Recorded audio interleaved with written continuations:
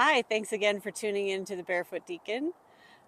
We are filming right now from a beautiful park in the middle of the Rocky Mountains of Colorado. And I have recently been working with the parable of the sower, which is a parable that Jesus taught when he was talking about how some people receive his ministry and some people don't. And so it goes a little something like this. A sower was spreading seed, and some of it fell on a hard path and it didn't take root, so the birds came and ate it up. Some of the seeds fell on rocky ground and couldn't put down roots. Some of it fell in the weeds and the thorns, and then some of it fell on good soil and produced a good crop of whatever the seed was. So there's a lot of people, when I've heard this parable preached many times, and it usually is related to being better soil.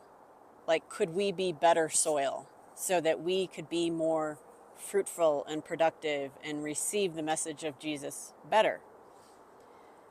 But when you think about it, soil doesn't change itself. It doesn't compost itself. It doesn't water itself. It doesn't move seeds from one area to another. I think it's more about grace.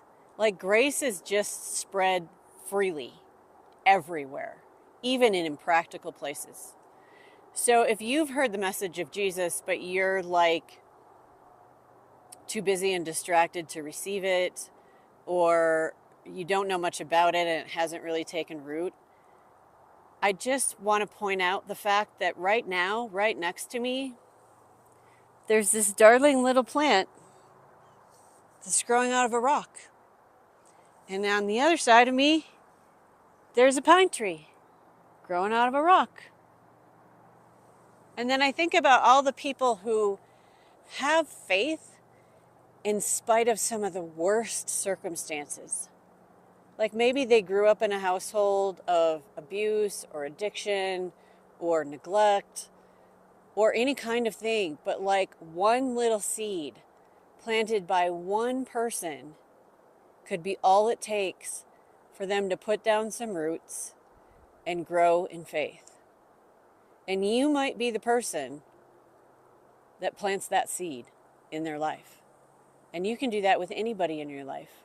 The cashier at the grocery store, your best friend, one of your coworkers. You might be the one who brings the message. So I hope you'll think about faith, how you got it, how other people might get it, and whether or not you could share it with them. You could be the sower. You could be the one spreading the seed. You could be the one growing faith in the toughest of circumstances, because I know you can. We have examples of people who have done it. And it could be you. You could be the next one.